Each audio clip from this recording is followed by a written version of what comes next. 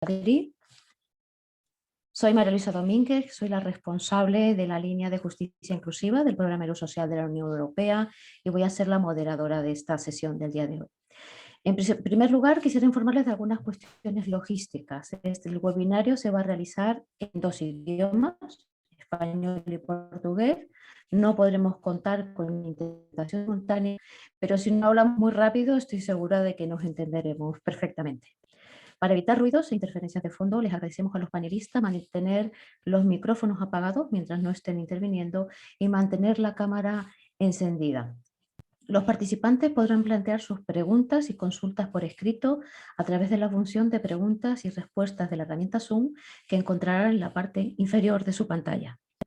Les agradeceríamos que al plantear sus preguntas se identifiquen con nombre y cargo e indiquen a cuál de los panelistas va dirigida la pregunta.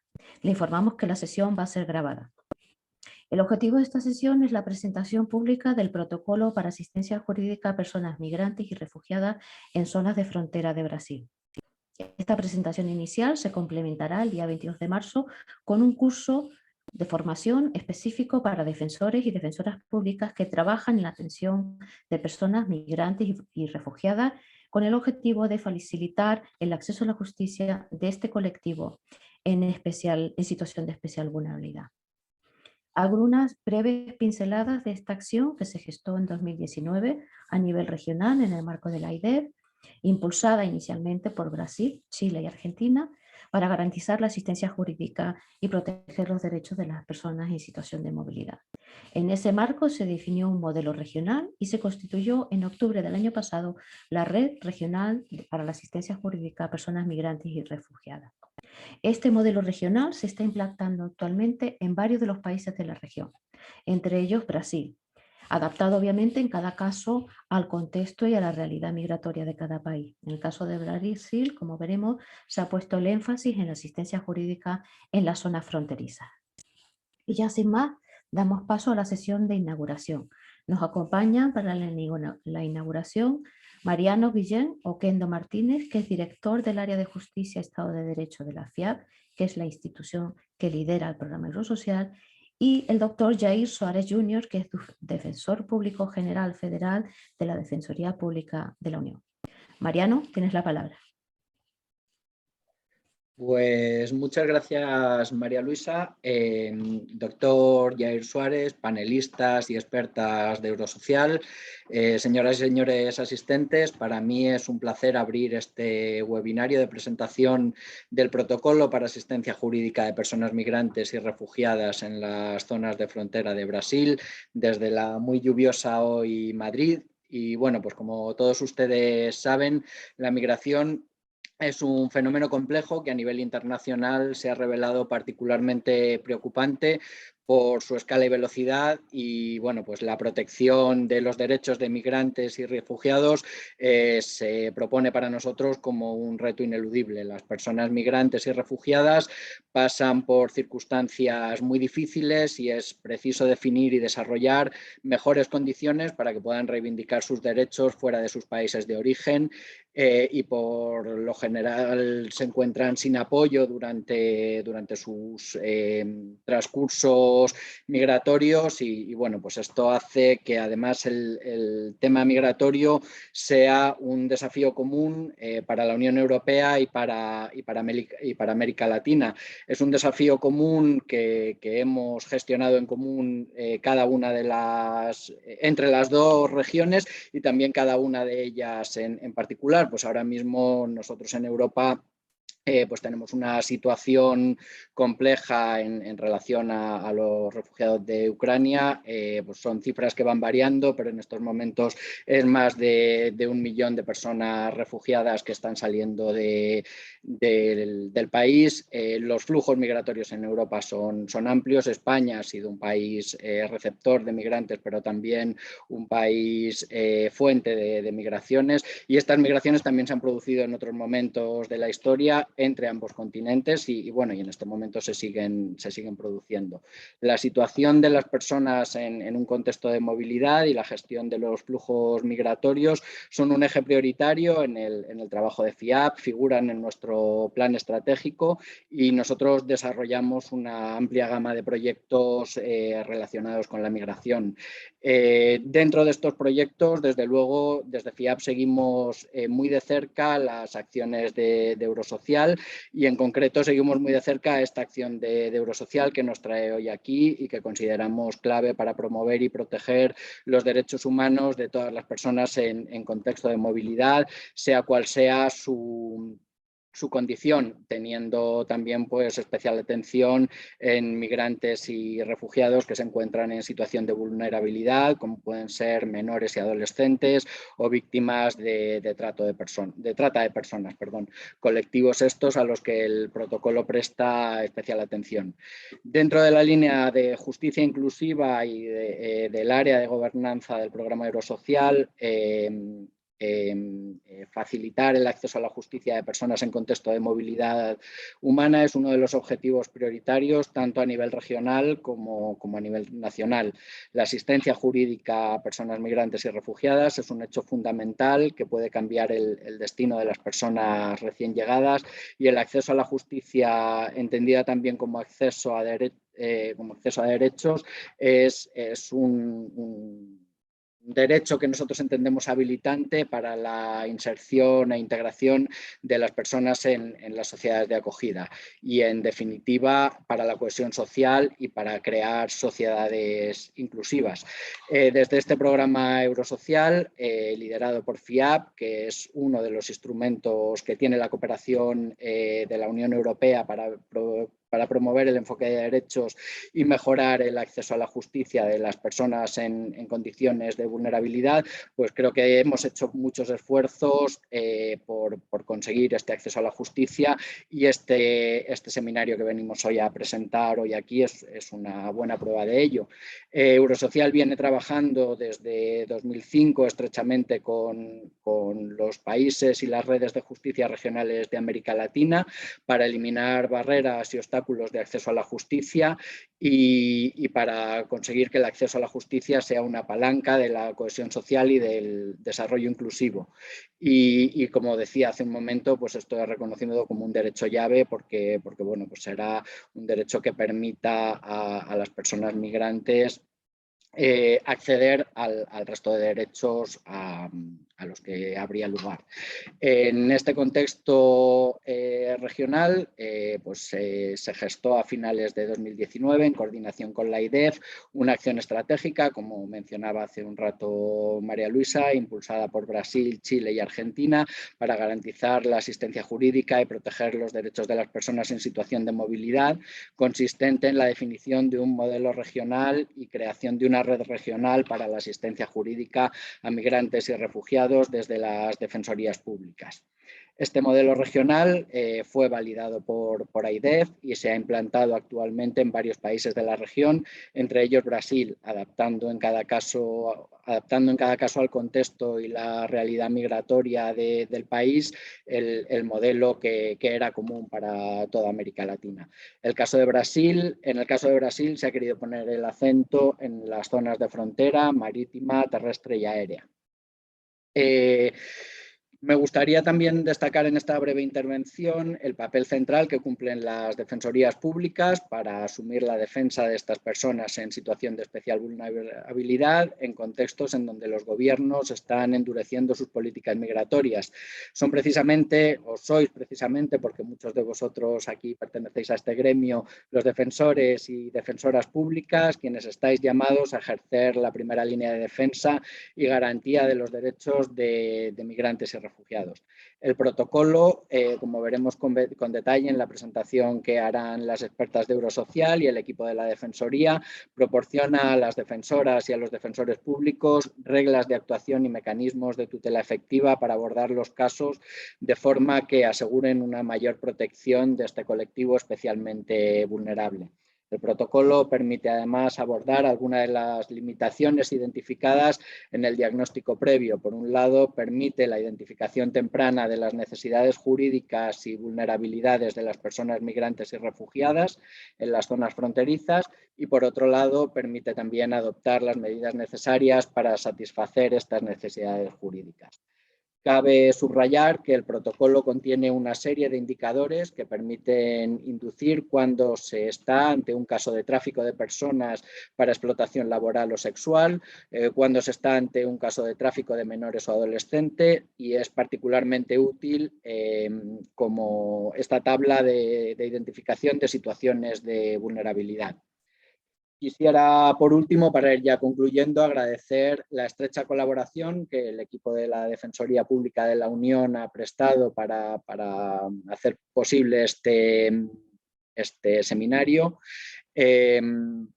La Defensoría Pública de la Unión, en asociación con Eurosocial, han conseguido resultados muy estratégicos, tanto a nivel regional con AIDEF como a nivel nacional.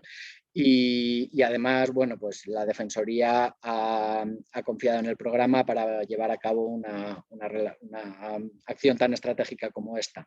Quisiera también agradecer a las expertas de Eurosocial, Carmen, Miguel y Angélica, por su magnífico trabajo, a la Fundación de la Abogacía Española también por acompañarnos técnicamente en este proceso, y al equipo del área de gobernanza de Eurosocial por el compromiso y dedicación que han mostrado para poder traernos a todos hoy aquí. Estoy convencido de que el protocolo que se presenta el día de hoy va a convertirse en una herramienta imprescindible del trabajo diario de las defensoras y los defensores públicos para la protección de derechos de personas migrantes y refugiadas, y no solo estoy convencido, sino que además deseo fervientemente que así sea. Y bueno, pues sin más, te devuelvo la palabra a María Luisa. Muchas gracias. Muchas gracias, Mariano. Doctor Suárez, tiene la palabra. Muito bom dia a todas e todos. Eu sou o Jair Soares Júnior, sou subdefensor público geral federal da Defensoria Pública da União. Eu quero de início cumprimentar a todas e todos os presentes e cumprimentar especialmente ao Dr. Mariano Martínez, que é diretor da área jurídica e Estado de Direito da FIAP, e cumprimentar também a doutora Sônia Gonzalez Fuentes, que é coordenadora de governança do Eurosocial, e todas as equipes aqui presentes, né, prezadas especialistas, defensoras e defensores públicos federais, o público assistente deste webinário. Eu quero dizer que é um prazer e uma honra para nós, a Defensoria Pública da União, estarmos presenciando esse webinário, que nada mais é do que o lançamento do protocolo de atuação em zonas de fronteira com populações migrantes. Como bem lembrado pelo Dr. Martinez, esse é um programa que se iniciou em âmbito regional, através de uma iniciativa da Defensoria Pública da União, da Defensoria Pública Penal do Chile e do Ministério Público de la Defensa da Argentina, no âmbito da IDEF, para que nós possamos implantar um protocolo de atuação conjunta das defensorias públicas do continente nas questões de fronteira e população migrante. Essa parceria, essa valiosa parceria com o programa Eurosocial, ela tem dado cada vez mais frutos no sentido de se capacitar defensores, de se buscar uma atuação conjunta e uma atuação pautada por um rigor técnico, de um fluxo de trabalho pré-estabelecido, que nada mais nos oferece do que um maior êxito, uma maior eficácia ao nosso trabalho. Nós tivemos oportunidades únicas de trabalhar com expertos e equipes preparadíssimas da União Europeia para a elaboração de um documento-chave sobre a atuação de zona de fronteira e direitos humanos e acesso à justiça. Nesse contexto, nós fomos atingidos por uma pandemia né, do Covid-19, que causou fortes impactos, né, nas zonas de fronteira e na população migrante, impactando ainda mais essa comunidade, essa parcela da população tão vulnerável, que é objeto da assistência jurídica e da defesa que nós prestamos em âmbito nacional pela Defensoria Pública da União. Nesse sentido, foi muito importante esse fruto colhido em parceria com o Eurosocial de um protocolo específico para a atuação das defensoras e dos defensores públicos federais em zonas de fronteira. Também é importante lembrarmos que a atuação da Defensoria, ela se pauta pelo acesso à justiça, mas se pauta também pela promoção e proteção dos direitos humanos. E o acesso à justiça é nada mais do que um aspecto dessa atuação em promoção e proteção de direitos humanos, que nos é outorgada pela Constituição Federal e que impacta severamente no acesso à justiça e no acesso a direitos. Então, a nossa atuação como agentes de promoção de direitos humanos, ela envolve também o aspecto de acesso à justiça. E esse aspecto é um facilitador da promoção e proteção de direitos humanos. Então, esse protocolo de atuação em zonas de fronteira, ele prevê não apenas a busca judicial de direitos, mas ela também busca uma escuta ativa para promoção e proteção mais ampla de direitos humanos de grupos vulneráveis, migrantes e refugiados. Então, nesse sentido, essa parceria com o Eurosocial facilita sobremaneira esse aspecto da missão da Defensoria Pública no Brasil e no continente, no nosso continente. E esperamos que cada vez mais se enriqueça a atuação e se fortaleça a atuação das defensorias públicas através dessa cooperação com o Eurosocial e através de iniciativas como essa de um webinário específico para marcar um lançamento de um protocolo de atuação e para capacitar ainda mais os agentes públicos envolvidos nessa temática. Quero também agradecer a participação aqui, em especial, dos meus colegas, defensoras e defensores públicos, que atuam em zonas de fronteira, que atuam com população migrante. Nós possuímos, dentro da Defensoria Pública, além da atuação individual de defensores e defensoras públicas, também grupos de trabalho voltado especificamente para atender a população migrante e refugiada, e também pessoas, ou população expostas a tráfico de pessoas. Isso é um aspecto marcante da atuação da Defensoria Pública, porque ela facilita sobremaneira o atingimento de metas específicas para grupos vulneráveis específicos. Também quero aqui enaltecer e agradecer o trabalho das defensoras e defensores públicos regionais de direitos humanos, que se envolve especificamente em tutelas coletivas e na promoção e proteção de direitos humanos. E, por fim, eu gostaria de agradecer a minha equipe, que trabalha mais próximo de mim, da assessoria internacional, que possibilita e viabiliza a atuação prática, né, nas cooperações e a execução das cooperações, como essa que está sendo desenvolvida com o Eurosocial. Então, em nome da Ilana, da doutora Vanessa, da Isabela Níquel, que trabalha especificamente nessas áreas, e também da Tainara, quero agradecer a toda a minha equipe, que fomenta e possibilita cada vez mais que ações como essa sejam realizadas. Por fim, quero dizer que a Defensoria Pública da União, ela está inteiramente à disposição para iniciativas como essa, e entendemos que essa parceria com o Eurosocial, ela é uma via de mão dupla que permite não só a capacitação de defensores, mas também a divulgação de boas práticas internas dentro do Brasil e da Defensoria Pública, que podem talvez ser replicadas em outras áreas do nosso continente e talvez até do continente europeu. E dizer que nós estamos plenamente abertos e dispostos para que essa iniciativa se multiplique cada vez mais. Muito obrigado e tenham um bom webinário. Muchísimas gracias, doctor Suárez, por sus palabras. Como indicaba al inicio de la sesión, esta presentación de hoy del protocolo, donde se darán unas breves pinceladas del contenido del mismo, se va a complementar el día 22 de marzo con un taller de formación en más profundidad sobre el contenido del protocolo, que está dirigido a defensores y defensores públicas. Además, en esta ocasión hemos tenido la oportunidad de contar con un equipo mixto que se ha complementado muy bien en el trabajo. Este equipo ha estado integrado por una experta europea, Carmen Miguel Juan, que es doctora en Derecho por la Universidad de Valencia y es experta con una amplia trayectoria en el tema de migraciones, y una experta brasileña, Angélica Furquín, también tiene una amplia experiencia en el tema de migraciones, no solo en Brasil, sino también en la región. A continuación serán ellas las que nos van a contar los antecedentes de esta acción y los principales hallazgos del diagnóstico previo que se realizó para posteriormente abordar la elaboración del protocolo. Carmen, Angélica, tenéis la palabra.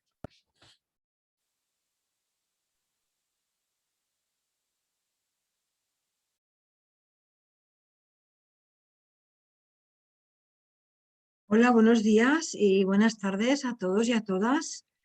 Voy a compartir pantalla.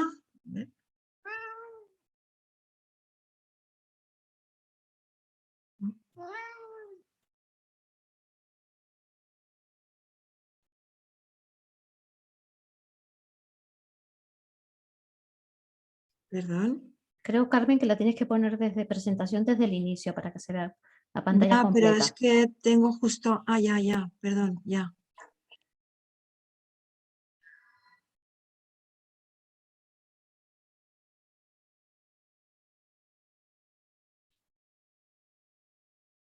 ¿Se me escucha bien?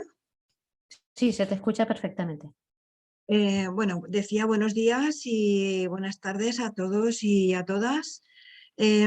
Para empezar, me voy a referir a los antecedentes de la acción de manera muy breve, porque ya las personas que me han precedido en el uso de la palabra han hecho referencia a estos antecedentes, pero básicamente digamos que esta acción desarrollada en el contexto brasileño proviene de una acción anterior que se realizó en el marco de la IDEF y que tiene 3 fases. En una primera fase se llevó a cabo un diagnóstico regional tratando de identificar cuáles eran las necesidades jurídicas de las personas migrantes y refugiadas en la región en términos de defensa, y también identificar qué defensorías de la región estaban prestando servicios especializados para personas migrantes y refugiadas.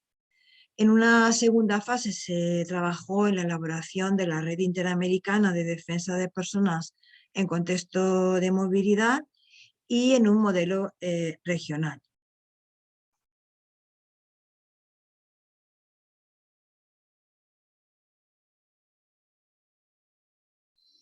La tercera fase fue de implementación. Esta red finalmente fue creada por la IDEF con su reglamento, y también se implementó el modelo regional de defensa de personas en contexto de movilidad a nivel regional, poniendo el énfasis en la coordinación, en las solicitudes de información entre defensorías públicas de la región, y se elaboró un protocolo de actuación para la solicitud de información entre defensorías públicas de la región en casos de personas migrantes y refugiadas.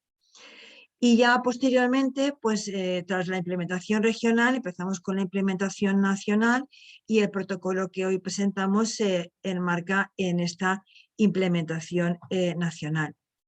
Para la elaboración de este protocolo se partió de la realización de un diagnóstico. Para ello se utilizó los hallazgos contenidos en el diagnóstico regional. Digamos que se actualizó el capítulo correspondiente a Brasil y se centró en las necesidades de las personas migrantes y refugiadas en el contexto brasileño, pero sobre todo en frontera. Para la realización del protocolo hubo en todo momento un trabajo coordinado, conjunto y de apoyo mutuo entre la Defensoría Pública de la Unión y las expertas. Ese trabajo conjunto permitió primero determinar el ámbito geográfico al que iba a abordar el diagnóstico y el protocolo, dado obviamente la extensión de un país como Brasil. Entonces definimos que se iba a centrar en estos aspectos. Una frontera terrestre como Pacaraima o Boavista, que era imprescindible incluirla porque es la zona por donde tiene entrada la mayor parte de población venezolana y donde se ha implementado una operación de acogida.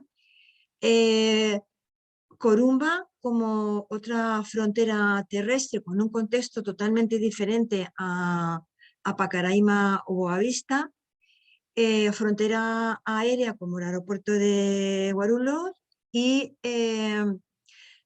también se incluyó la trata de seres humanos porque vimos que tenía una entidad suficiente dado que se identificó esta problemática en todas las fronteras.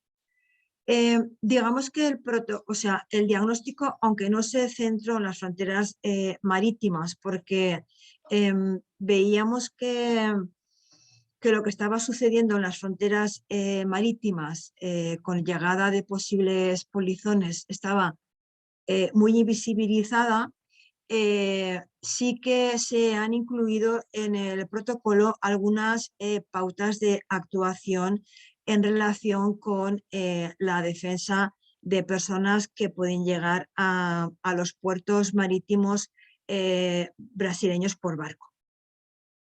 También este trabajo conjunto pues, permitió también identificar los documentos que la DPU consideraba importante que revisásemos las expertas, así como legislación nacional.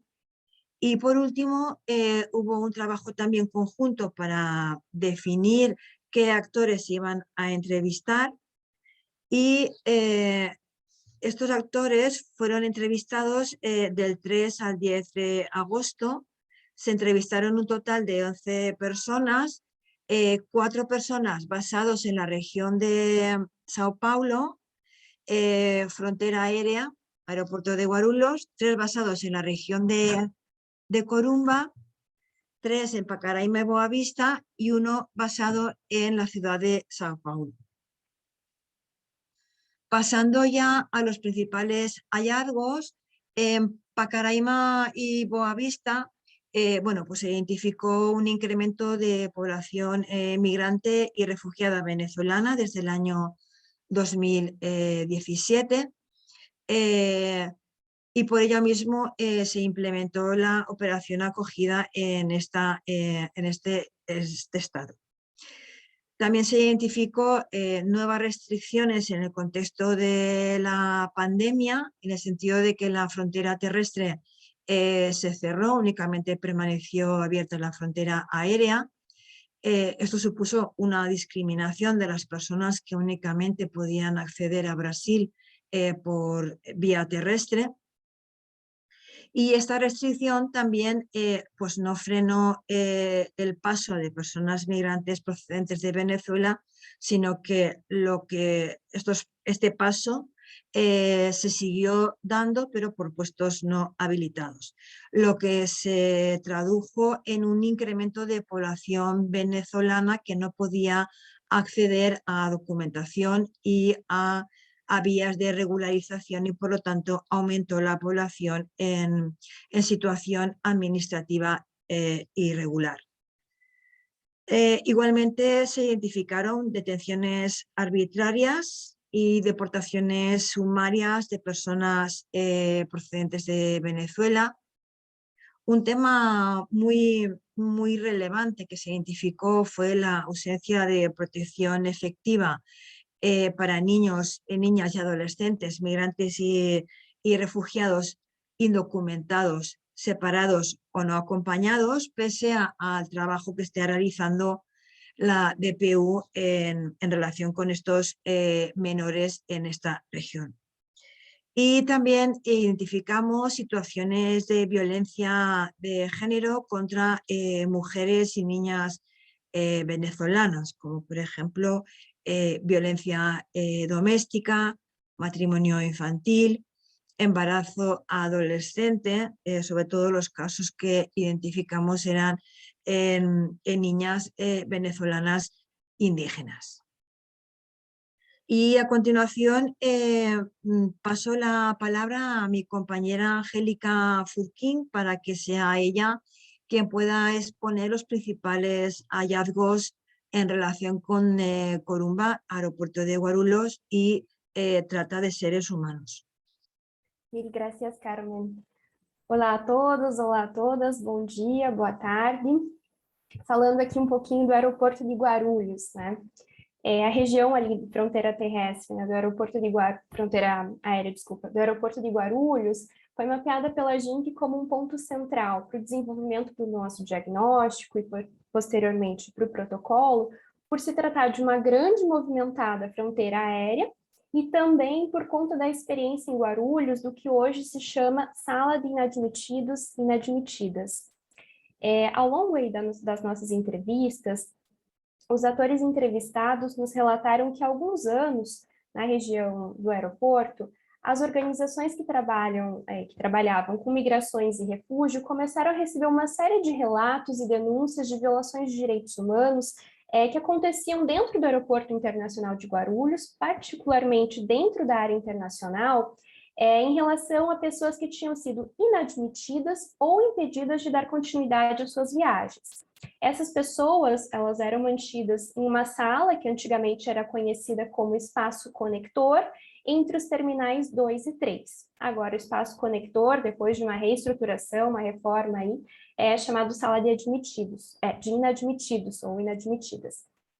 Se averigou que as pessoas que ficavam nessa área internacional por semanas, e até mesmo há relatos de pessoas que ficaram ali por meses,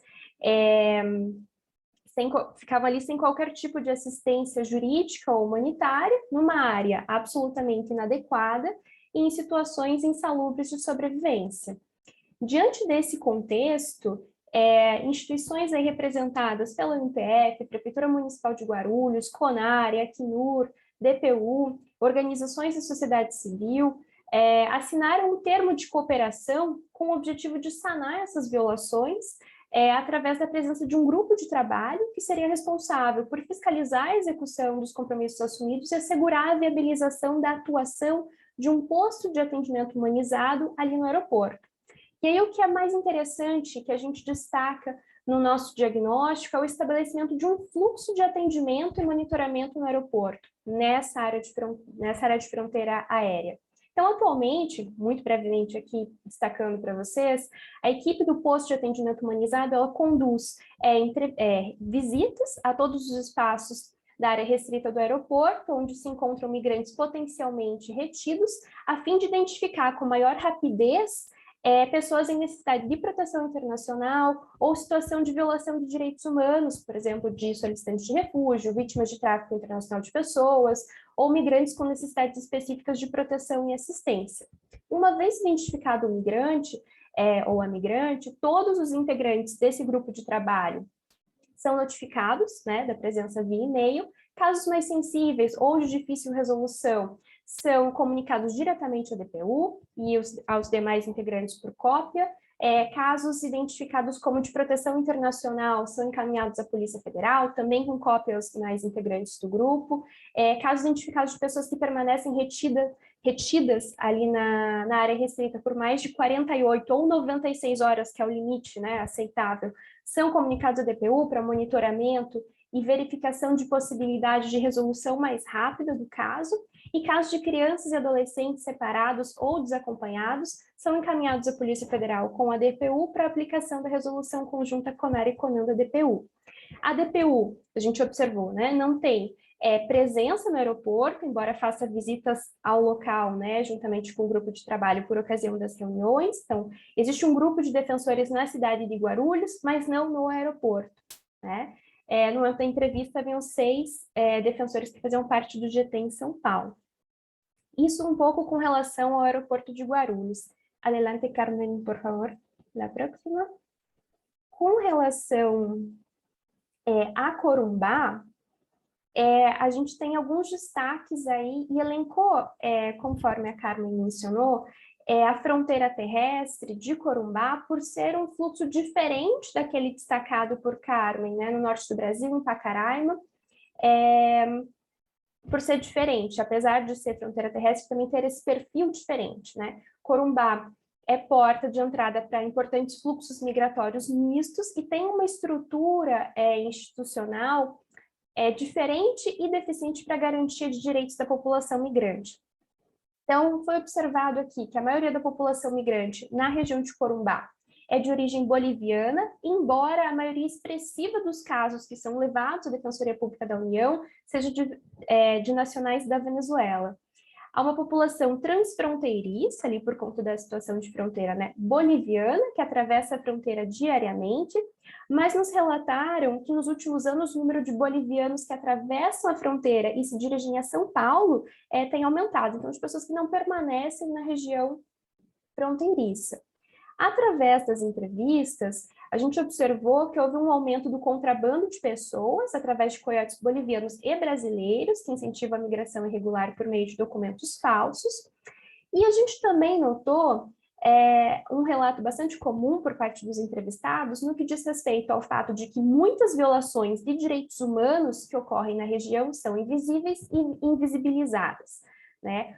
Os entrevistados mencionaram a existência de tráfico internacional de pessoas, trabalho escravo nas áreas rurais e deportação na fronteira terrestre. Mas destacaram todos que esses casos não chegam aos órgãos judiciais porque não há uma estrutura forte de assistência jurídica em Corumbá para permitir que os casos sejam processados e cheguem ao sistema de justiça, cheguem aos tribunais. A maioria dos casos não chega ao sistema de justiça, e a gente está falando de justiça federal, e os que chegam dizem respeito ao tráfico internacional de drogas, envolvendo pessoas bolivianas ou contrabando e descaminho. A DPU não tem uma unidade instalada ali em Corumbá, né, uma vez que conta com o DRDH, Defensoria Regional de Direitos Humanos, que atua no estado, então de forma mais geral, mas não localmente. E em vista dessa falta de assistência mais localizada, a Universidade Federal do Mato Grosso do Sul iniciou um projeto para acolhimento de pessoas migrantes, atendimento e acolhimento de pessoas migrantes, e opera como uma espécie de braço do DPU localmente, para recebimento das demandas. Então, a partir da organização do projeto da UFMS, os atendimentos ocorrem em equipamentos já existentes da assistência social ou da saúde, onde se preenche um formulário de identificação que é encaminhado ao projeto. Uma vez recebido esse formulário, os integrantes do projeto determinam o grau de vulnerabilidade e urgência de cada demanda e encaminham essa demanda às instituições competentes, como é o caso da Defensoria Pública da União. Então, esse mais ou menos aí foi também um fluxo criado na região para atendimento de demandas jurídicas. Adelante, Carmen, por favor. Finalmente, com relação ao tráfico de seres humanos, tráfico internacional de pessoas, né, é um tema que também é destaque do diagnóstico e, consequentemente, também é abordado aí no protocolo. De um lado, a gente tem a Lei 13.334 de 2016, sobre prevenção do tráfico interno e internacional de pessoas, que vai harmonizar, né, a legislação nacional com o protocolo da ONU para prevenir, reprimir e punir o tráfico de pessoas. A gente também conta com a Lei de Migração, que prevê a possibilidade de conceder uma autorização de residência, né, para pessoas que tenham sido traficadas, e a gente tem ato normativo que regulamenta essa modalidade de autorização de residência.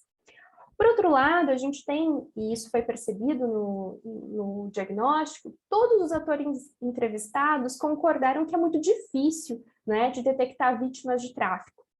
Mesmo que a Polícia Federal suspeite que esteja na presença de um potencial caso de tráfico de pessoas, muitas pessoas o negam, e aí nessa dinâmica, né, migratória, porque elas não querem ficar em cidades fronteiriças. Isso acontece muito frequentemente com mulheres.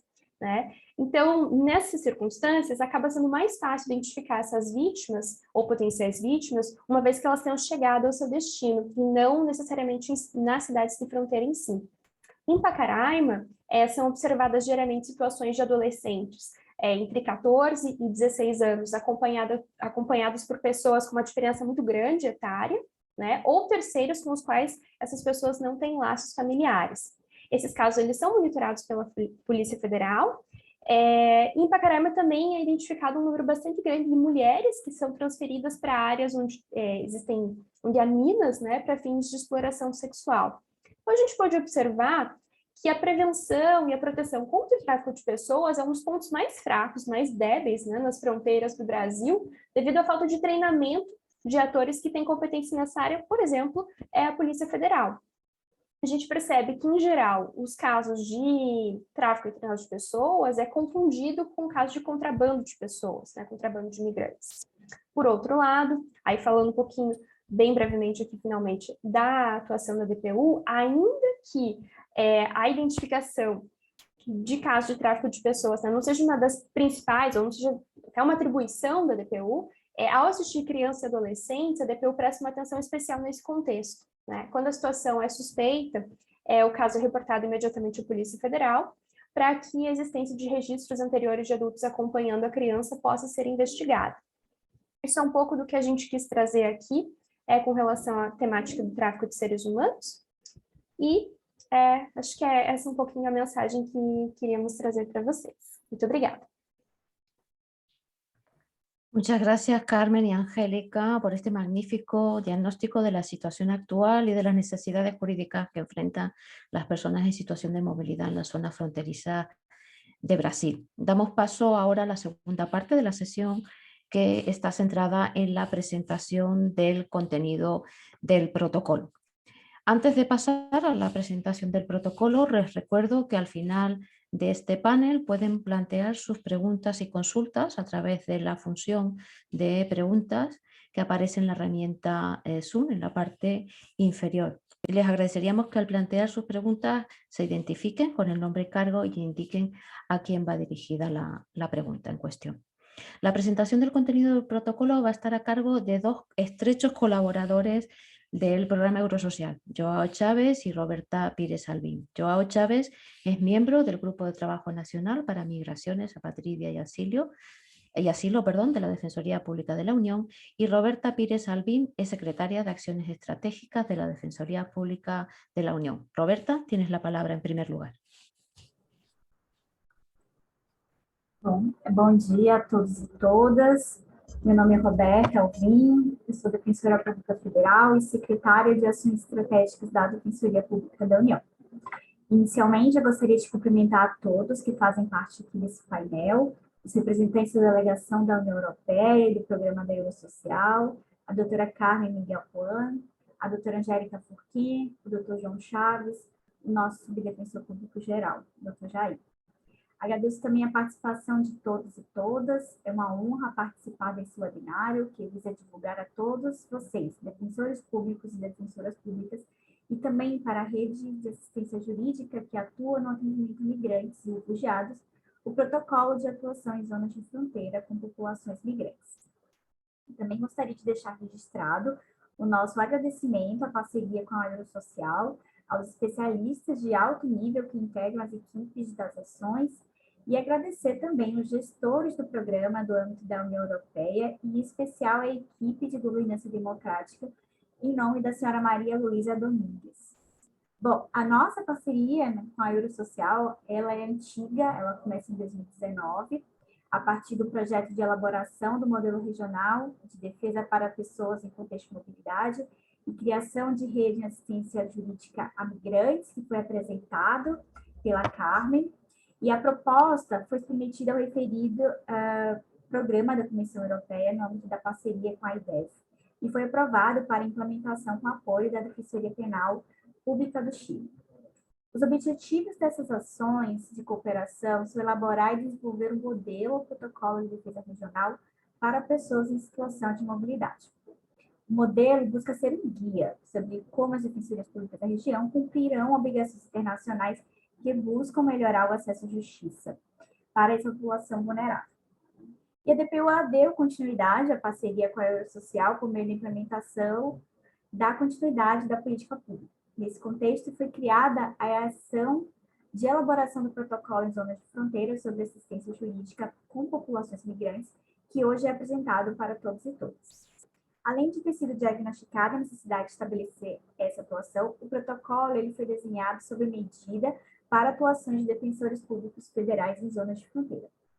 Em outras palavras, esse evento nos permite, como operadores de direito, a refletir sobre como traçar as melhores estratégias para a promoção e a defesa dos direitos da população migrante, principalmente diante do atual e complicado cenário que estamos lidando por conta da pandemia da Covid-19. Eu gostaria também de aproveitar a oportunidade para apresentar um pouco do trabalho da Defensoria Pública da União na área migratória. A Defensoria Pública, diante de sua missão de defender os direitos das pessoas em situação de vulnerabilidade, ela instituiu o Grupo de Trabalho Migrações, Apátridas e Refúgio, por considerar a necessidade de prestar assistência jurídica integral gratuita uma atividade prioritária para a DPU. A atuação do grupo de trabalho abrange desde articular o relacionamento institucional com as redes de proteção, formadas pelos órgãos de execução de políticas públicas e entidades da sociedade civil, afetas a populações migrantes, apátridas e refugiados, até atuar extraordinariamente em processos judiciais. Além do grupo de trabalho, em 2021, a DPU também instituiu o Comitê Temático Especializado Pacaraima, para fortalecer o acompanhamento permanente das ações adotadas no contexto do fluxo migratório em Roraima, de forma a resguardar a continuidade da prestação jurídica integral e gratuita aos migrantes na fronteira, que mais recebe o fluxo migratório atualmente no país, que é a fronteira com a Venezuela. As principais finalidades envolvem planejar, coordenar, implementar ações estratégicas e estruturais voltadas à defesa dos direitos fundamentais e do acesso à justiça, e também fazer a interlocução com outras instituições, com a sociedade civil e esferas de governo e subsidiar tecnicamente, articular e atuar conjuntamente com a Defensoria Regional de Direitos Humanos e órgãos de atuação da execução com atribuição em Roraima. A DPU, ela tem atuado incansavelmente para efetivar o acesso à justiça dos migrantes há muitos anos. E mesmo diante das dificuldades advindas nos últimos 2 anos, decorrentes do cenário da pandemia da Covid, ocasião em que nós tivemos um grande retrocesso em desfavor da população migratória, com portarias restritivas de acesso ao Instituto do Refúgio e também para a regularização migratória.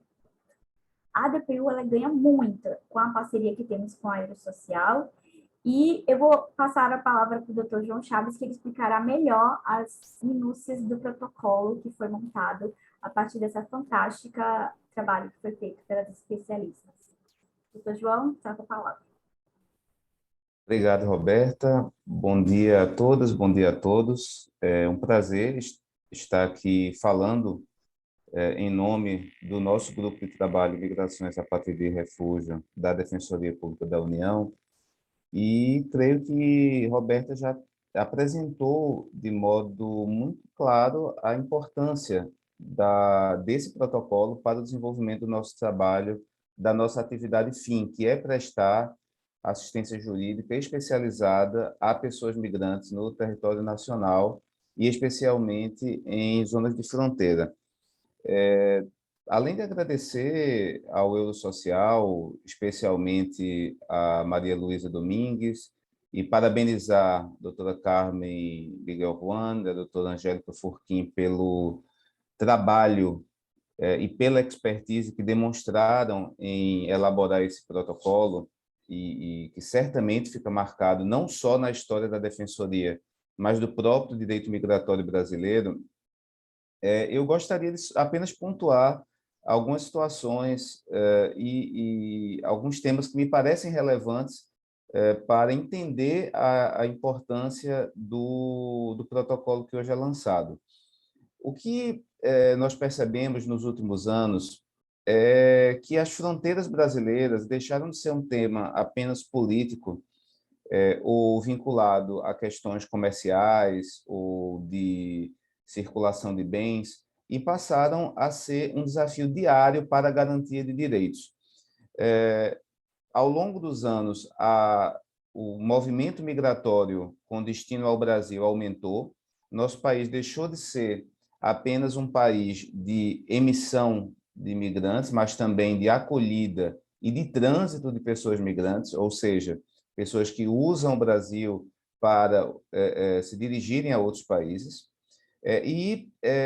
Passamos a receber uma migração bastante mista, ou seja, solicitantes de refúgio, pessoas em situação de migração econômica, diversas situações de vulnerabilidade, especialmente questões vinculadas a gênero, a população LGBTI, também a situação específica de crianças e adolescentes separados e desacompanhados. E nós percebemos que o país não tem um aparato suficiente de compreensão dessas situações. E essa dificuldade atinge não só a Polícia Federal, o Ministério da Justiça, o CONAR, o Comitê Nacional para os Refugiados, as próprias empresas concessionárias de portos e aeroportos, como também a Defensoria Pública. Nós temos diversas unidades no Brasil que oferecem serviços de assistência jurídica onde há portos e aeroportos e também fronteiras terrestres, mas essas unidades não são especializadas. Em termos práticos, um defensor ou uma defensora podem chegar à sua unidade de trabalho e receber um caso de direito previdenciário para fazer uma atuação jurídica, receber um processo criminal para fazer uma análise ou receber uma situação de pessoa retida em fronteira. E isso dificulta muito o trabalho.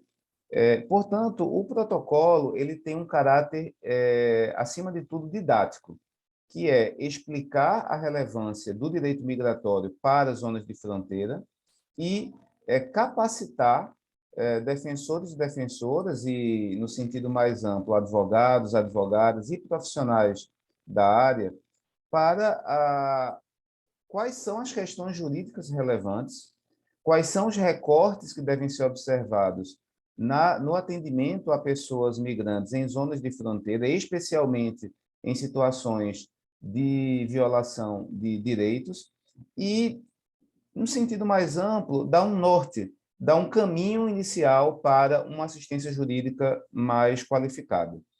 E, com relação a isso, eu pontuo algumas situações que são mais relevantes e que foram muito bem compreendidas pelo trabalho da doutora Carmen e da doutora Angélica. A primeira delas é a situação de repatriação. O Brasil tem uma legislação migratória muito mais progressista que a de outros países e prevê a possibilidade de exercício do direito de defesa em todas as situações que envolvam repatriação, saída de pessoas do território. Essa é uma garantia da lei de imigração. E a Defensoria tem esse papel. Portanto, em todos os processos de repatriação, necessariamente haverá comunicação à Defensoria.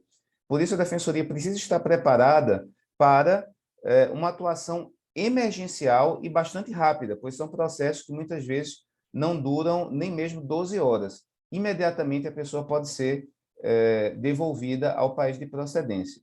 Portanto, o protocolo estipula os principais itens da lei de migração que são aplicáveis ao caso, faz uma análise que me pareceu muito interessante sobre o princípio do refoulement na prática, tanto com base na lei do refúgio, como na própria lei de imigração ordinária do Brasil, e tem uma ênfase muito grande nos direitos da pessoa migrante em zonas restritas, especificamente aeroportos, como bem mencionado pela doutora Angélica, mas também situações envolvendo portos e fronteiras terrestres. Além disso, o protocolo chama a atenção para algo que se tornou muito relevante desde 2020 por conta da pandemia e das normas de exceção criadas pelo governo federal e bem mencionadas pela doutora Roberta, que são as deportações a quente, ou em espanhol, en caliente, que têm sido chamadas de pushbacks pelo direito migratório. Essas situações são dramáticas e a experiência da DPU se conjuga agora com a expertise trazida pelo Eurosocial e materializada no protocolo para garantir um conjunto de peças, modelos de petições, kits de documentos que possam ser utilizados para, por exemplo, a impetração de um habeas corpus imediatamente após a comunicação do fato de uma possível repatriação ou deportação a quente, para impedir esse fato. Esse kit de documentos é fundamental. Eu acho que um grande mérito do projeto também é diferenciar as várias situações de fronteira, como bem mencionado, situações de fronteira terrestre, onde há uma questão bem relevante, que é a porosidade da fronteira, e, por outro lado, a situação de portos e aeroportos. E eu chamo a atenção para, especialmente, a situação dos portos. Por quê? Quanto a aeroportos, nós já temos uma história de discussão do tema. Há um grupo, por exemplo, em São Paulo, no aeroporto de Guarulhos, que faz monitoramento constante da zona restrita do aeroporto, que integra a discussão atores como Ministério Público, Polícia Federal, sociedade civil, posto de atendimento humanizado do próprio aeroporto, a empresa concessionária. Mas, quando falamos de portos, nós tínhamos um verdadeiro deserto. Ninguém produziu um documento tão qualificado como esse protocolo. Pela primeira vez, o tema é levado a sério. E é um tema bastante complexo, que envolve questões de fluxo misto. Temos uma situação evidente de possíveis solicitantes de refúgio, temos a situação de pessoas que vêm em embarcações grandes, como embarcados clandestinos. Já tivemos, em 2018, situações muito similares a que ocorrem no Mediterrâneo, de barcos à deriva no nordeste do Brasil. Foi muito importante mapear os atores envolvidos, Polícia Federal, empresas transportadoras, seguradoras navais, Capitania dos Portos e Defensoria, pois, pela primeira vez, vamos ter uma atuação mais qualificada sobre esse tema, que, por razões históricas, é muito relevante para a política e para o direito brasileiros. Por outro lado, e aí já concluindo essa análise, um mérito do protocolo é perceber que o direito migratório, em situações de fronteira, ele não pode ser visto como algo isolado e nem como objeto de pura contemplação teórica. Ele é, na verdade, a porta de entrada da pessoa migrante a outros direitos. Ou seja, não adianta apenas pensar em termos de controle migratório, apesar disso ser um grande mérito do trabalho, que é a qualificação terminológica e de institutos jurídicos, por exemplo, detalhar o que é admissão, inadmissão, admissão excepcional, diferenciar o controle migratório dos processos de regularização migratória, mas, acima de tudo, ver que o controle migratório ele deve estar associado a um conjunto de garantias que a pessoa migrante tem, especialmente o de assistência médica, o direito à saúde, e também assistência social. Nós temos hoje estruturas de assistência no Brasil, especialmente os postos de atendimento e estruturas vinculadas às políticas de enfrentamento ao tráfico de pessoas, que precisam ser integradas ao controle migratório.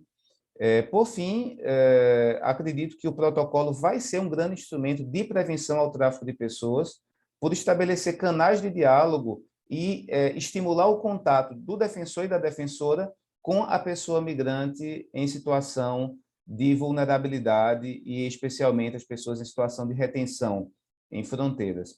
E esse é um grande instrumento de prevenção ao tráfico de pessoas, de garantir a avaliação adequada de casos, de fazer referenciamentos adequados e, por isso, temos um instrumento muito precioso em nossas mãos e, de minha parte, vejo que é um grande desafio agora e uma grande responsabilidade aplicar esse protocolo na prática. Mais uma vez, agradeço ao Eurosocial, agradeço à Defensoria Pública da União, especialmente à nossa Secretaria-Geral de Articulação Institucional, a SGAI, e ao Eurosocial por esse grande e tão relevante trabalho. Muito obrigado a todas e a todos, e será um prazer seguir construindo esse proceso. Muchas gracias, Joao y Roberta.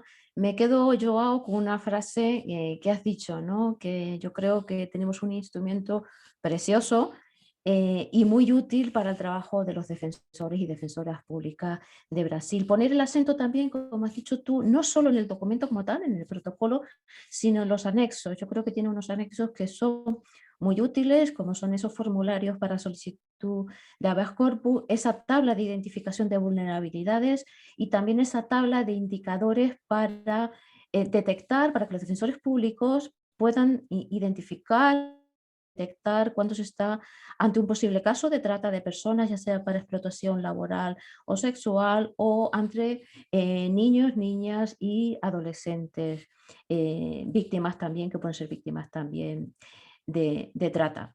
Y a continuación abrimos el espacio para preguntas y respuestas.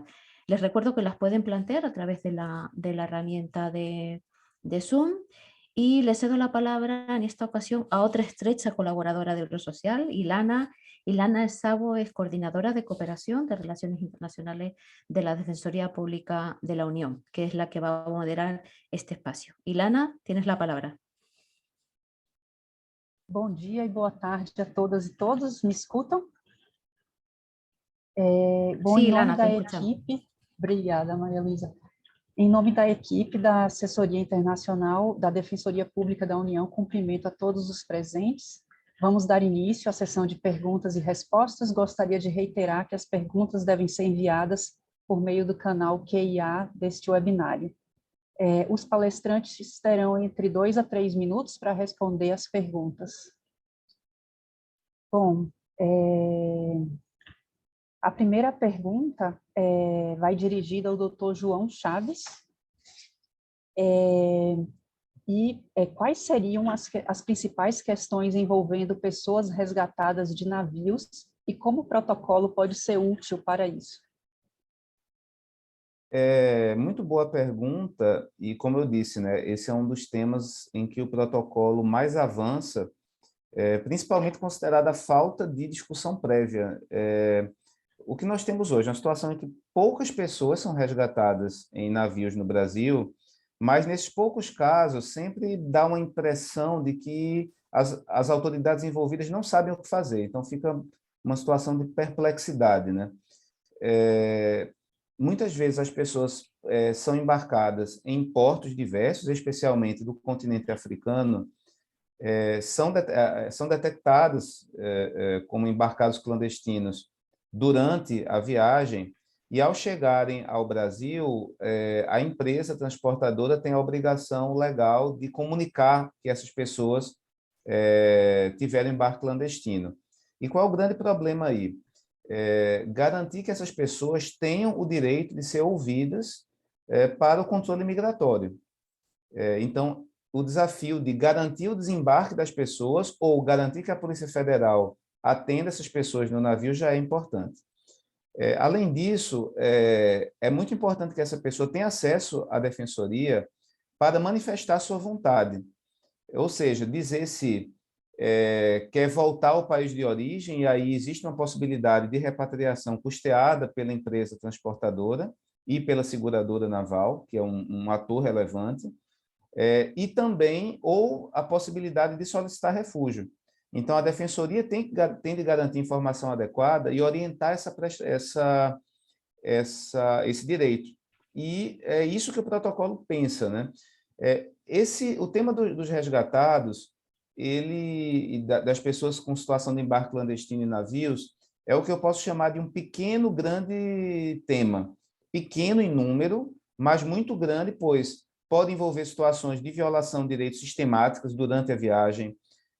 Há situações, em geral, de saúde envolvidas, então é necessário garantir imediatamente o atendimento médico para só depois pensar na situação migratória, e por envolver um aspecto eminentemente comercial, que é o custo envolvido para a repatriação e, muitas vezes, o incômodo da Polícia Federal em ter de lidar com essa situação. E, além disso, um tema que me parece o mais grave, da invisibilidade. Se a Defensoria não tem unidades em aeroportos, pelo menos nos aeroportos nós podemos chegar com o pé seco, vamos dizer, e entrar nas zonas restritas. Mas, quando tratamos de portos, há toda uma questão de segurança e de falta de estrutura que impede a ida do defensor, da defensora ao porto e dificulta muito a subida ao navio, onde está a pessoa interessada. Então, o protocolo tenta criar uma estrutura de garantia mínima desse contato e vai ser, para mim, o grande desafio dos próximos anos, pela especialidade e pelos detalhes que eu mencionei. Ok, muito obrigada, doutor João. Há uma segunda pergunta do público que vai direcionada ao senhor também. Quais serão as próximas fases de implementação do protocolo? Bem, nós teremos no dia, salvo engano, 22 de março, o primeiro grande passo para a implementação do protocolo, que é a capacitação de defensores e defensoras públicas federais para o conteúdo do protocolo, com a participação da doutora Angélica e da doutora Carmen, e uma oportunidade de discutir os detalhes, ou seja, como implementá-lo, quais são os pontos de maior atenção, e também haverá participação de servidoras e servidores da Defensoria.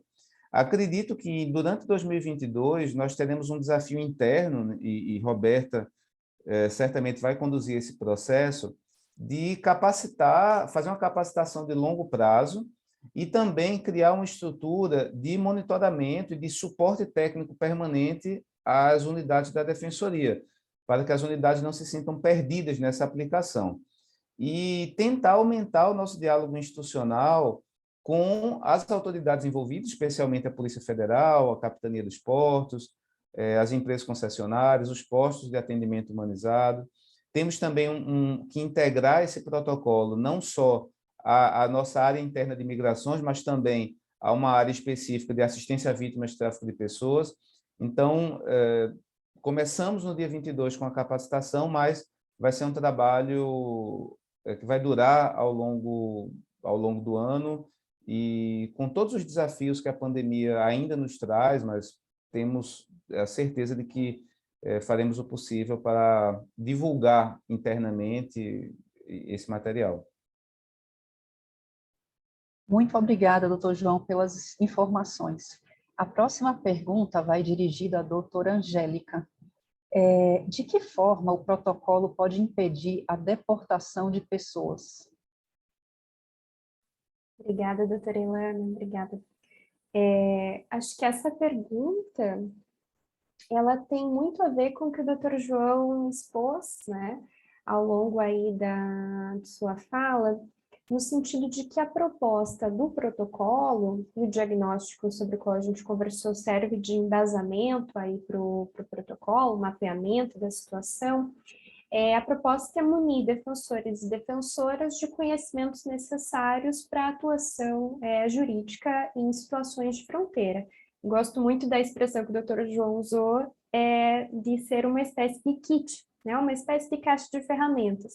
Então, a gente tenta colocar aí no protocolo tanto elementos teóricos, de forma não exaustiva, né? Em todos os sentidos da palavra exaustiva, tenta colocar isso de forma teórica e também de forma mais prática, né? Então, a gente vai trazer, por exemplo, alguns exemplos concretos, né, de situações aí que envolvem casos de devolução em fronteira, casos de, abre aspas, né, devoluções sumárias ou pushback practices, casos de privação de liberdade de forma arbitrária. Isso a gente comenta ao longo do protocolo, mas traz junto a isso elementos teóricos. Então, falando um pouco sobre o princípio, por exemplo, do non-refoulement, o princípio da não devolução, proibição de devolução em fronteira, como algo um pouco mais específico aí dentro do princípio do non-refoulement. Mas, e acho que esse é o grande pulo do gato, né, aqui para o nosso protocolo, como também mencionou o Dr. João, é que a gente tentou tornar o protocolo mais prático e manuseável, né, partindo não só aí de elementos teóricos, mas inserindo no bojo do protocolo modelos, por exemplo, de peças de habeas corpus, modelinho de habeas corpus, que podem ser usados nessas situações. Então, ele tem essa vertente mais prática também. Se não me engano, mencionava a doutora Maria Luísa sobre algo que também consta do protocolo, que é a tabela de identificação de vulnerabilidades, uma tabela super interessante de identificação de situação de tráfico de pessoas. Então, é um pouco essa perspectiva mais prática, me parece, que visa aí a impedir deportação de pessoas, né, trazendo assim esse contexto mais de estrutura do protocolo aqui. Acho que seria isso, doutora Ilana. Muito obrigada, doutora Angélica. A próxima pergunta vai dirigida à doutora Roberta Pires Alvim. Como está a situação hoje para solicitantes de refúgio por conta da pandemia? Há impedimentos atualmente para essas solicitações? Bom, obrigado pela pergunta. Eu só queria, antes de respondê-la, apenas acrescentar a fala do Dr. João sobre os próximos passos, e que a gente tem em Pacaraima um revezamento de defensores e defensoras públicas que trabalham ininterruptamente nesta fronteira. Então, os defensores que vão para a fronteira, eles recebem também uma caixa de ferramentas, como a Angélica muito bem colocou, em que nós temos alguns documentos que são chaves para a capacitação dos defensores que vão lá e eles encontram suporte para a atuação. E esse protocolo vai fazer parte também dessa caixa de ferramentas, de modo em que, caso os defensores que estão naquele local, que é um posto avançado da Defensoria Pública em Pacaraima, dentro da missão Pacaraima, que foi instituída pela Defensoria Pública da União, que é um local onde, muito embora não tenha unidade da Defensoria, a DPU ela contribui com a operação acolhida no atendimento para migrantes e solicitantes de refúgio na região, em especial crianças e adolescentes separadas, desacompanhadas e indocumentadas. Então, esse protocolo fará parte dessa caixa de ferramentas, sendo uma própria caixa de ferramentas, e vai ser muito importante, porque a cada vez que um defensor público ele vai fazer o atendimento naquela região, ele também vai ter acesso a esse material para capacitação. Voltando à pergunta feita pela Ilana, hoje nós temos vigente a portaria 666, que ainda permanece a inabilitação para o refúgio e negativa para autorização de residência. Só que a portaria 666, ela utiliza critérios que são mais flexíveis do que as antigas portarias editadas pelo governo federal. E há exceções por questões humanitárias ou países com baixa cobertura vacinal. Para ingresso terrestre na fronteira, dentro da fronteira com a Venezuela, os migrantes, para ingresso terrestre, os migrantes precisam apresentar o comprovante de vacinação, com exceção daqueles que entram pela operação acolhida, que é uma operação humanitária de acolhida dos migrantes vulneráveis que chegam da Venezuela. Então, em tese, existe ainda a inabilitação do refúgio, só que as normas estão mais flexíveis e consideram também a crise migratória da Venezuela, principalmente, também os países são reconhecidos como baixa cobertura vacinal.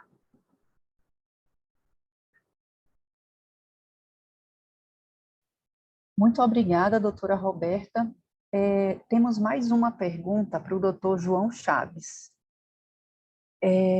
A pergunta é: como se previu a coordenação deste documento com a rede regional criada recentemente no marco da IDEF, a Rede Interamericana para Assistência Jurídica a Migrantes? Obrigado, Ilana. Essa rede é também fruto de um investimento do Eurosocial, como bem mencionado como antecedente desse protocolo. Na verdade, o protocolo ele surge como um derivado, um produto derivado do modelo regional para a defesa de pessoas em situação de mobilidade, que foi acolhido pela AIDEF, e um outro produto, posso dizer, um produto irmão ou correlato, é justamente essa rede interamericana. Essa rede é formada pelas defensorias públicas de todos os países membros da AIDEF. Atualmente tem a coordenação temporária da Defensoria Pública da Argentina e do Chile, salvo engano, perdão, do México. E na nossa primeira reunião de trabalho, na semana passada, já conseguimos desenvolver alguns temas sobre organização interna, fluxo de casos, modos de elaboração de questões de uma defensoria a outra, e também uma espécie de discussão permanente sobre temas de direito migratório. O que nós pretendemos é que esse nosso protocolo seja levado como uma boa prática da Defensoria Pública da União, a partir do trabalho com o Eurosocial, para que outras defensorias também possam se beneficiar dele, a partir de suas realidades locais. Por exemplo, a Defensoria da Guatemala tem questões envolvendo migração, muito vinculadas à migração de trânsito, que o Brasil não tem. Mas, por outro lado, algumas situações podem ser comuns.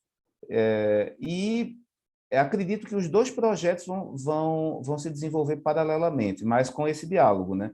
E a rede tende a ser uma espécie de fórum de discussão sobre a assistência jurídica num sentido mais amplo, não só discutindo zonas de fronteira, mas situações que envolvem direito à reunião familiar, direito ao refúgio, políticas internas de regularização migratória, acesso a direitos, enfim. Certamente nós vamos ter a oportunidade de usar esse protocolo para contribuir como uma boa prática para a discussão maior da rede. E desejando sempre que essa rede seja o que dela se espera, né? Um ambiente de diálogo, de troca de informações e de maximização da assistência jurídica a pessoas migrantes como um todo na nossa região. Muito obrigada, Dr. João. A próxima pergunta vai dirigida à experta doutora Carmen Miguel. Bueno, la primera pregunta es, ¿cómo se puede comparar la situación brasileña con la situación europea para la gestión de fronteras? Muchas gracias por la pregunta. Bueno, yo diría que en relación con las fronteras aéreas hay una cierta similitud en el sentido de que en los principales aeropuertos de la Unión Europea, al igual que sucede en el aeropuerto de Brasil, hay servicios de asistencia jurídica para personas migrantes y refugiadas. Hay algunos mecanismos implementados para prestar esta asistencia. Sin embargo, también existe una diferencia, creo que fundamental, que es que en el ámbito de la Unión Europea existe una legislación de asilo que es común para todos los países. Entonces, por ejemplo, existen procedimientos de asilo comunes y en todas las fronteras aplica un procedimiento de asilo que es un procedimiento acelerado, es un procedimiento fast track. Entonces, este procedimiento en ocasiones puede que sea sinónimo de menores garantías. En relación con frontera marítima y respecto a llegadas de personas clandestinas en barco, creo que la situación también es muy similar a la que sucede en Brasil, en cuanto que se trata de una realidad muy invisibilizada. Los abogados defensores públicos en muy pocos casos tienen conocimiento de que llegan estas personas en los barcos. A veces conocen de la existencia de estas personas porque las propias navieras se ponen en contacto con los defensores públicos en aquellos casos, pero depende del interés de la naviera. Es decir, si la naviera va a estar 5 horas en un puerto, no va a llamar a un abogado. Si va a estar 2 días, posiblemente llame a los abogados para que presten asistencia jurídica y la persona que viaja clandestinamente pueda bajar del barco y, por lo tanto, la naviera ya deja de asumir los costes de mantenimiento y de seguridad de controlar a esta persona a bordo.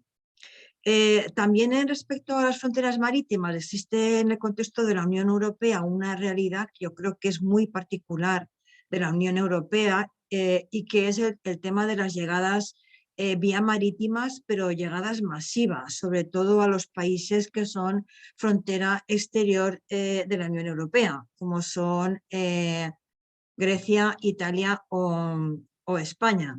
Entonces, bueno, pues respecto de esta gestión, cómo se gestionan estos flujos migratorios en estas fronteras, pues lamentablemente algunos países utilizan prácticas que son como que atentan contra derechos humanos de estas personas, ¿no? Por ejemplo, pues no permitiendo el desembarque o criminalizando a las personas que realizan rescate. Luego digamos que la gestión por parte de la Unión Europea en estos casos pues está muy basada en la externalización de las fronteras. Por ejemplo, pues externalizando fronteras de Grecia en Turquía, de Italia en Libia y de España en Marruecos. Esta externalización de fronteras, bueno, pues ha sido también muy cuestionada por parte de algunas organizaciones no gubernamentales.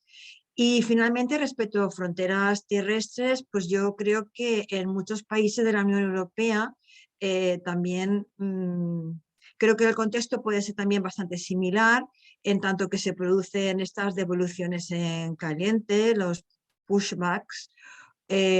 También, sobre todo en tránsito, se identifica pues, muchos casos de violencia contra las mujeres o víctimas de trata sin identificar, con lo cual pienso que el contexto puede ser también bastante similar. Muchas gracias, doctora Carmen. Una segunda pregunta para usted. ¿Cuál es su impresión sobre el modelo de defensoría pública y las acciones para los migrantes en Brasil?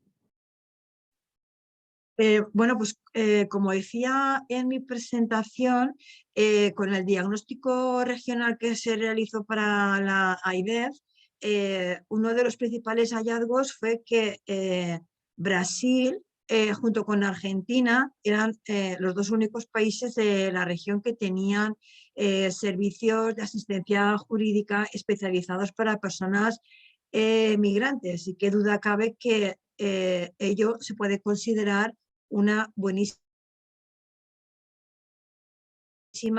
práctica que yo entiendo que lo deseable sería que se replicase en el resto de los países de la región.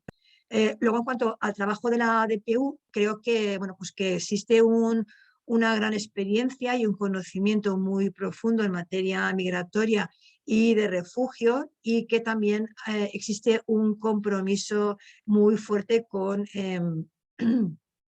la defensa de los derechos de personas migrantes y refugiadas, como por ejemplo pues lo demuestra el rol que la Defensoría tiene en Pacaraima y Boavista, o el ser la DPU un referente para el grupo de trabajo que se encuentra en el aeropuerto, etcétera.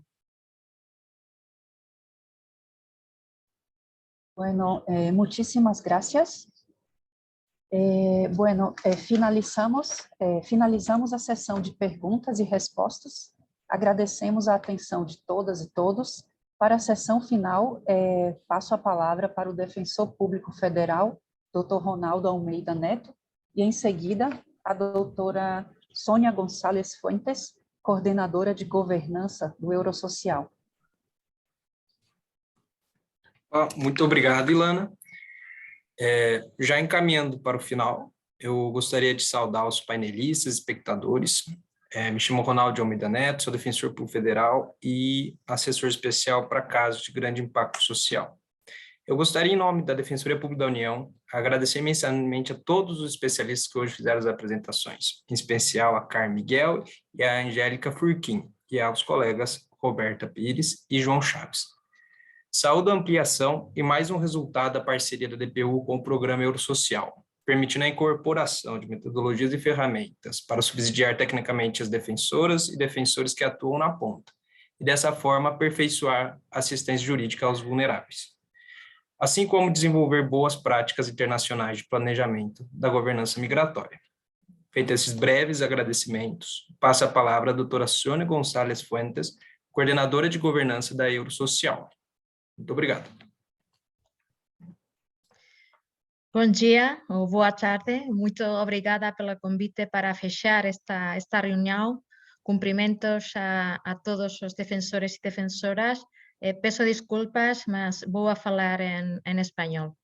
Hoy nos reunimos para la presentación pública de este protocolo de actuación en zonas de fronteras con poblaciones migrantes y refugiadas en Brasil. Desde Eurosocial, como ya se ha dicho, hemos apoyado ese modelo regional de defensa a personas en contexto de movilidad, y este protocolo de actuación es un aterrizaje a nivel nacional que se ha hecho del modelo, y es un ejemplo muy claro de cómo este programa, de cómo Eurosocial trabaja a nivel regional con redes regionales, en este caso con la IDEF, con la Asociación Interamericana de Defensorías Públicas, y cómo dialogan lo regional y lo nacional. Y esto me lleva a una serie de reflexiones que me gustaría compartir con todos ustedes. La primera es que el problema migratorio es un fenómeno global, tiene un carácter transnacional y por tanto resulta inviable pensar que pueda ser abordado de manera eficaz aisladamente por los estados a escala nacional. Por eso reitero mi felicitación a la IDEF por el impulso de la Red Interamericana de Defensa a Personas en Contexto de Movilidad, que atenderá las necesidades jurídicas de personas migrantes y refugiadas y que implicará, como decía el defensor anteriormente, una mayor coordinación y un mayor intercambio de información por parte de todas las defensorías que forman parte de esta red. La segunda reflexión que me gustaría compartir con todos ustedes es que los procesos migratorios, probablemente más que cualquier otro fenómeno, son capaces de revelarnos el verdadero rostro de nuestras sociedades. Constituyen, yo creo, un excelente laboratorio para identificar las contradicciones internas del orden institucional y contrastar el grado de compromiso real de los estados con los derechos humanos y la justicia. En la implementación de este modelo regional, Brasil ha querido poner el foco en las zonas de fronteras. Las fronteras son esas líneas divisorias geográficas y políticas que los flujos migratorios han venido a fortificar y que cuando se pisan, sobre todo por personas que están en situación de vulnerabilidad, se ven desposeídas, se ven despojadas de sus derechos básicos y de su condición de ciudadanía. Especialmente graves son algunas circunstancias como la de las mujeres y niñas migrantes en situación irregular, víctimas de tratas, forzadas a veces a la explotación sexual o al trabajo en los sectores domésticos en condiciones casi de semiesclavitud. En ese sentido, la labor de la DPU y de las defensorías públicas en general es primordial porque devuelven a estas personas el derecho a una vida digna y segura por encima de las fronteras. Las defensorías ejercen un rol clave para la integración de las personas migrantes y refugiadas en las comunidades de acogida, para la convivencia pacífica y para la cohesión social. Así que permítanme que les felicite por el trabajo que todos y todas ustedes están desarrollando.